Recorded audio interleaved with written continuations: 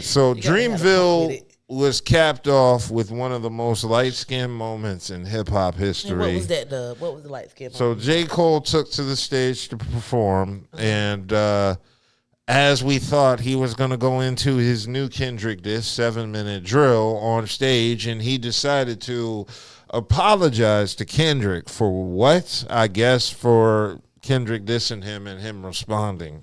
Okay, so that's, but it's like J. Cole is not. He don't seem like that. Like that confrontational type person. Like I mean, because it seemed like more him to do that. It seemed like some J. Cole shit to apologize for something somebody started with. The issue is MCing and battling. That's the issue I had. I'm one of those people that goes, MCing is a competitive sport. It's so competitive that they created international leagues around the world just for niggas to battle rap. Like, that's how competitive rap music is. Yeah, but J. Cole's not a battle rapper, so he ain't got time for that. He's a lyricist, which automatically makes him a battle rapper. Hip-hop is the only... That's by default, yo. That is by default. By default. You can't be a lyricist and be scared to battle. What happens is you know how to format words. You know, and like I always say, words have meaning. So you know how to play on words.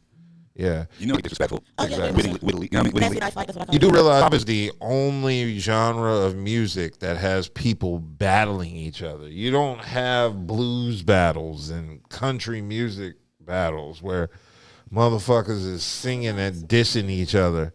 So hip-hop, that's how... Did they have R&B battles back in the day? When?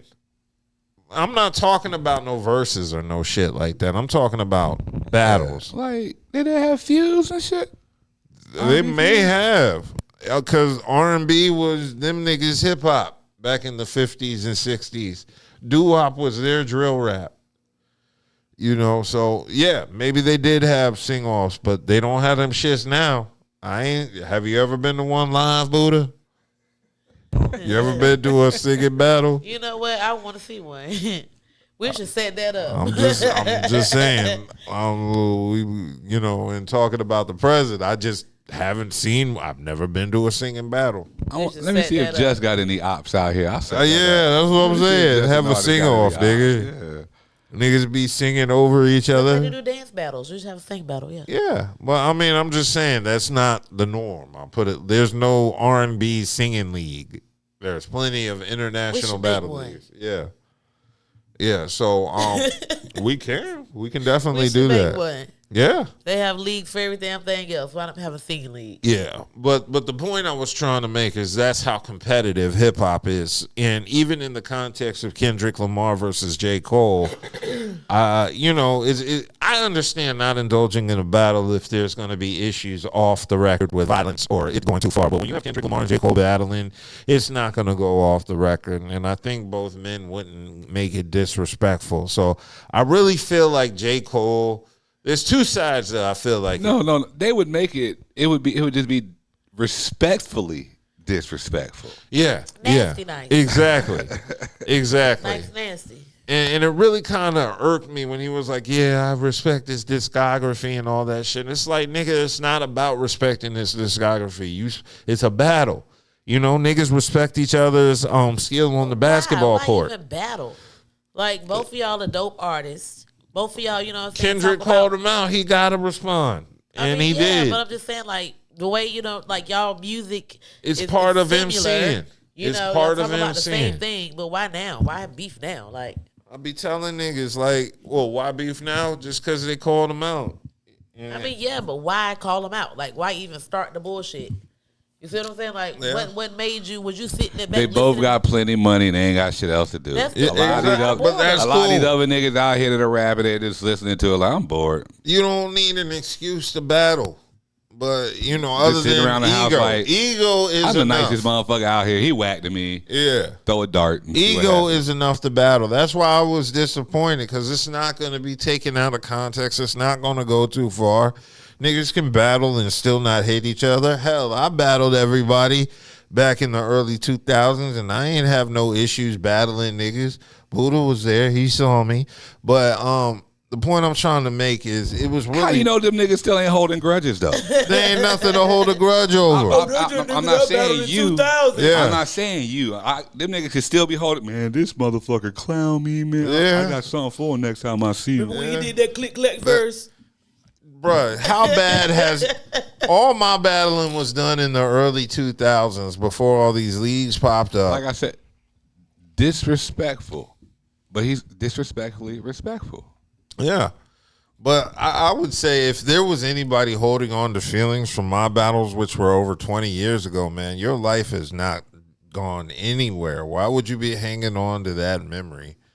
Especially before this was YouTube. It's not like there's videos of you on YouTube getting clowned. You could have been the one that sent them down on a downward spiral. Awesome. Now, I would love to claim responsibility for that. Like, yo, nigga, you fucked your life up because of me? Really? Bars. Yeah, yeah. That's an Major eternal bars. hell.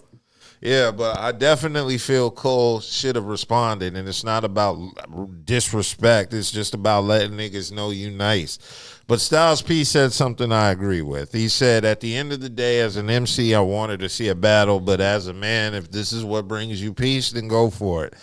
I feel like as an MC, it's some sucker shit, but at the end of the day, if it's going to affect you to the level emotionally where you're going to not be able to sleep at night, then yeah. And It's not emotion. That's mental health. We talk about this shit all the time, yo. But it's still weak. You got as an MC, it's still weak. You got it off your chest. Yeah. Everybody heard it. Now, cool. Whatever you feel about it, that's fine. But I got it off my chest. I can sleep better at night now. I said what I said, nigga. Fuck y'all. I'm out.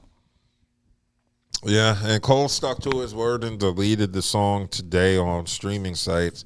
From my understanding, people are still able to listen to it on Apple Music because maybe it takes longer for it to take down on Apple Music.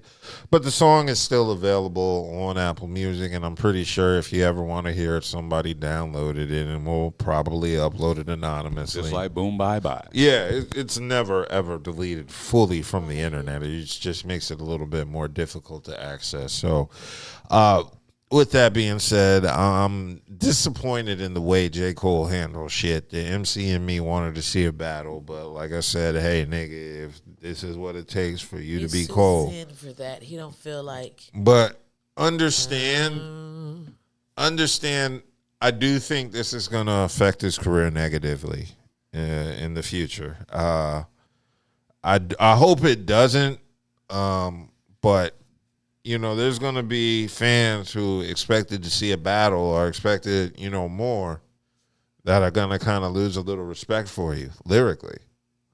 I don't know how. I mean, you know, if need be, he'll respond. Just if need be, but at the same time, this ain't like Eminem and Benzino, nigga. I'm not expecting it to last that long. It's like, look at Nas and Jay-Z, how they had a battle and nobody got physically hurt over it, although it did get kind of disrespectful. But theirs wasn't respectful. Yeah, it was but Kendrick Lamar and J. Cole live on separate coasts, so they're not dealing with the same girl. J. Cole can't leave condoms in Kendrick Lamar's baby seat. Kendrick Lamar's on the West Coast. How are you gonna do that from Fayetteville? Where they could touch any side of the planet. They could. Stupid. Yeah, but everything is all about access. You are correct. Everything is all about access. But like I said, it's just disappointing to know. It's always disappointing whenever somebody backs out of a battle. And I can say that from experience, boy. My first battle, Chidley Hall at North Carolina Central, 2000, my sophomore year. And I ran through 3 MCs with these lyrics. Yeah. Do I need a pause for that? Because it sounded like sus when I said I ran through MCs, but then I said with these lyrics. I caught myself. Yeah. I don't know if that needed a pause since it was kind of a pause before that, but pause. And so I get to the. They're not saying pause anymore. They're saying no diddy. Yeah, no diddy. Yeah. So I get to the final round, and the MC I was supposed to battle. The MC I was supposed to battle was pretty dope. He was doing the same thing I was doing. He was using bars and tearing MCs up all evening, pause. And so I got nervous as fuck. I was going to have to battle this nigga. And all of a sudden, he just walked off on some Papa Doc shit from 8 Mile. At first, I thought, like, okay, this nigga taking a piss, so you got to use the bathroom. And people walked around the whole floor and was like, we can't find this nigga. And this was 2000 before everybody had cell phones. He disappeared. He didn't want to battle me. So I won the $20. The whole $20? Hey, that was hey, 2000, I was 19. That meant. You know what type of bud you can get back then? Yeah. Oh, yeah, I remember the bud. Yeah, and I won that money. But as two fingers. But as a competitor, I lost respect for dude because I'm like, I was nervous as hell to battle that motherfucker. And I was like, I don't know how I'm going to pull this. And he just walked off. And so, yeah, I lost a little respect for him as an MC. Maybe that's a nigga that went on a downward spiral, still holding the grudge. Right. Maybe.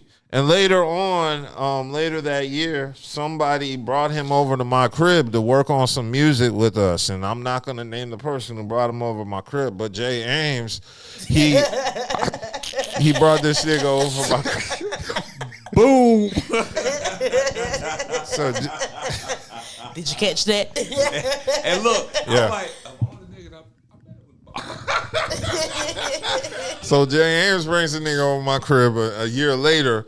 And so I put a beat on. Everybody in my room is writing to the beat. And this nigga is like, I'm asking him. I'm like, man, you need a sheet of paper? Because he wasn't the one writing. He said, no, man, I can't write to this beat. I was like, what? What's wrong? You don't fuck with? He's like, no. He's like, I own a label and I can't hop on, without paperwork. That's exactly my point. What was the fucking point of being at it? And so a second time in life, I lost respect for him as an MC. He decided to come over my crib, my first apartment, He was assessing your situation. Yeah, smoke weed with us, drink with us, chill vibe with us. He knew we were working on music. When it was time to work, he bitched out talking about, oh, yeah, I'm with a label. Turns out he owns the label because the school newspaper did an article on him. So it was his label. It's not like he was signed to somebody who would prevent him from writing. He could have did the shit if he was just on some, I want to do paperwork, when it was just some hip-hop shit, niggas writing to a beat. Have bars for your shit. I don't know what it was, but that's 2 times I lost respect for the same nigga. And thank you, anonymous person who brought him over my crib. You gave me a story. Boom. Yeah, but that's just one time in life I lost respect for an MC, just for random reasons.